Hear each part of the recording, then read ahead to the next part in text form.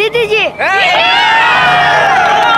दीदी पसंद है बच्चों को भी। यहाँ पे बीजेपी का कोई एंट्री नहीं। बीजेपी हटाओ, टीएमसी लाओ, टीएमसी लाओ, बीजेपी हटाओ। महिलाएं पुरुष से कम नहीं होती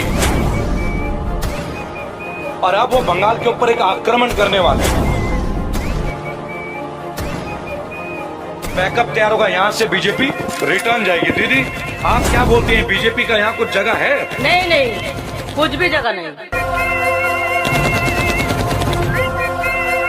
जहाँ भी राम राज्य है, मैं तो सीधी बात बोलूंगा, बीजेपी शासित प्रदेशों में आज क्राइम नंबर 1 पे। बहन जी, क्या पश्चिम बंगाल के लोग ऐसे लोगों को अपने आने देना चाहेंगे? बिल्कुल नहीं, और आने देना भी नहीं चाहिए। सिर्फ पश्चिम बंगाल की बात नहीं, मुझे लगता है सारे राज्यों को एक साथ मिलके ऐसे लोगों को नहीं आना देना चाहिए जो लोग इतने क्राइम को सपोर्ट करते हैं। जो लोग इंसानों को वैल्यू नहीं देते, वो लोग औरतों को क्या वैल्यू देंगे? जाएगी। दीदी आप क्या बोलती हैं, बीजेपी का यहाँ कुछ जगह है? नहीं नहीं, कुछ भी जगह नहीं। क्यों नहीं है? बीजेपी का असली क्या फाइट है? क्यों चिढ़ते हैं वो ममता दीदी से? ममता दीदी साधारण मानुष के साथ रहना चाहती है जी, इसीलिए जी, उनका चिढ़ है। जी, उसको भगाओ। वो लोग इसको भी प्राइवेट करना चाहते हैं, बंगाल को भी। जी हाँ, बीजेपी का एक लक्ष्य है प्राइवेटाइजेशन। आपने देखा होगा जब से मोदी जी की सरकार आई है, जिस व्यक्ति ने कभी भी एयरपोर्ट नहीं बनाया, आज वो 6 एयरपोर्ट का काम कर रहे हैं, वो है अदानी जी। उनके जेटों में जा रहे हैं, उनके स्वागत समारोह हो रहे हैं। क्या आपने कभी ममता दीदी को किसी बिजनेसमैन के साथ देखा है? क्या कभी देखा है कि उन्होंने किसी जमीन को प्राइवेट कर दिया है? उन्होंने हमेशा माँ, माटी, मानुष यानी माता, जमीन और व्यक्ति, इन तीनों को एलिमेंट, जो वाइटल एलिमेंट है, उनको लेके अपना कार्य करने के लिए तैयारी की है। और हमने ये संकल्प लिया है कि हम शाइना दीदी के साथ। टीएमसी जो है पिछले इलेक्शन में सबसे ज्यादा वुमेन्स वोट टीएमसी को। ये बात आपको मैं बताना चाहूंगा इनको बीच में इंटरप्ट करके कि टीएमसी में सबसे ज्यादा जो वोट कोई महिला उम्मीदवार ने जीता था, वो शाइना जी ने जीता, मैं आपको बता देना चाहूंगा। और ममता दी ने उसी बात पे इनको यकीन किया।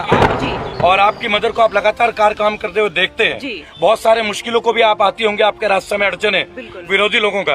क्या लगता है इस बार चुनाव में दीदी के साथ हम लोग मिलकर दीदी को जिताएंगे? बिल्कुल जिताएंगे, हम लोग जिताएंगे। लोग हैं, पब्लिक है, औरतें हैं, मर्द है, मुझे लगता है सब लोग दीदी के साथ है। दीदी जो काम करती है हमारे लोगों के लिए जी, वो अगर लोग ख्याल रखेंगे, वो अगर लोगों ने अप्रिशिएट किया, तो मुझे लगता है बिल्कुल दीदी को आना चाहिए और दीदी ही आएंगे। अच्छा, एक ममता दीदी को जानते हैं, जानते हैं, मोदी जी को भी जानते हैं, जानते हैं कौन पसंद है? दीदी जी। अरे दीदी पसंद है बच्चों को भी। अरे आक्रोश देख रहे हैं आप, आक्रोश देख लीजिए। मोदी हटाओ, देश बचाओ। अरे प्रधानमंत्री है देश के। ममता दीदी को प्रधानमंत्री बना के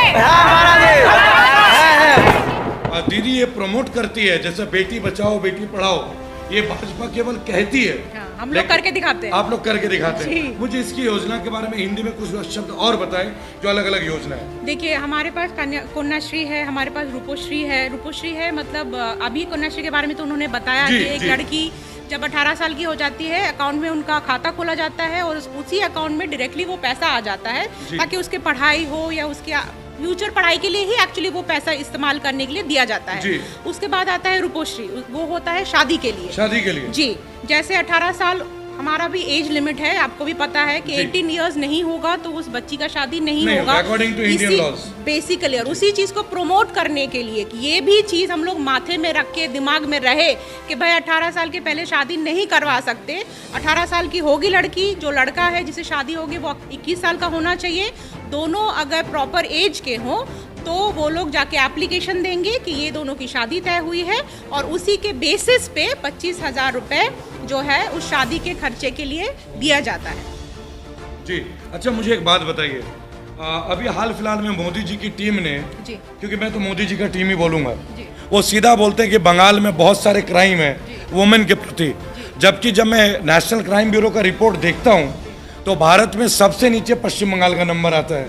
यहाँ ना रेप के केसेस होते हैं, ना किडनैपिंग के केसेस हैं, औरतों के प्रति गंभीर अपराध के केसेस सबसे कम पश्चिम बंगाल में। तो मोदी जी ऐसा क्यों करते हैं, भाजपा की टीम ऐसा क्यों करते हैं? देखिए, बोलने के लिए तो इंसान कुछ भी बोल सकता है। मैं भी आज बोल सकती हूँ कि मेरे ऊपर बहुत अत्याचार हो रहा है या मेरे ऊपर बहुत अत्याचार किया गया है, लेकिन सच्चाई हम जानते हैं और सच्चाई जो जानता है, मुझे लगता है उसी के सामने अगर उसी से पूछो तो पता चलेगा। जोरे बोलता बे, बांग्ला काके चाहे। इस बार का नारा है बांग्ला निजर में के चाहे, यानी पश्चिम बंगाल अपनी बेटी को चाहता है। और पश्चिम बंगाल की बेटी कौन है? ममता बनर्जी जी। और जुमलेबाजों को एक बात पता चलनी चाहिए बहुत अच्छे तरह से कि नौदा एक ऐसी जगह है जहां 50 और 50% मेल एंड फीमेल है।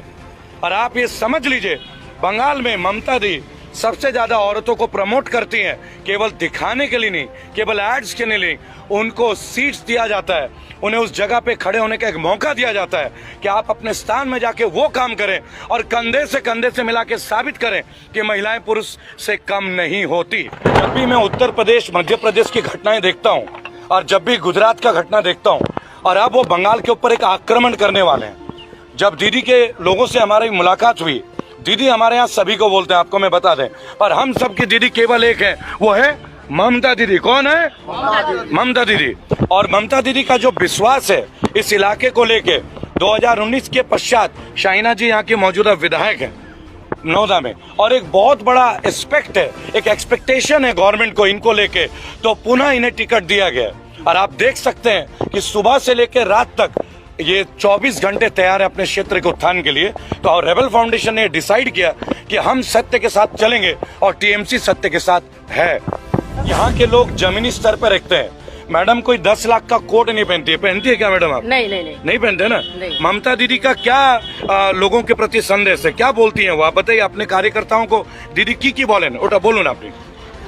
দিদি তো আমাদের সাধারণ মানুষের সঙ্গে মিলে থাকেন, উনি আমাদের কথা সবসময় ভাবেন। जी, সব সময় উনি ভাবেন সাধারণ মানুষ কি করে বাঁচবে, কি করে খাবে, কি করে চলবে। मैं इसको हिंदी में अनुवाद करके एक बात बता देना चाहूंगा। शाहीना जी का ये एक बात कहना है कि ममता दी सादगी में यकीन करती हैं।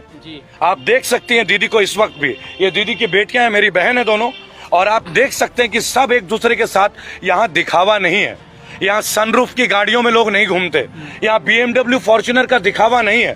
यहाँ जमीनी स्तर पे कि दीदी सবার সাথে কানেক্টেড আছে কিনা, জোরে বলবে আছে কিনা, এবারে জিতবে কিনা, এবারে কি হবে, এবারে কি হবে, লম্বা লম্বা চুল দাড়ির मोदी बाबू।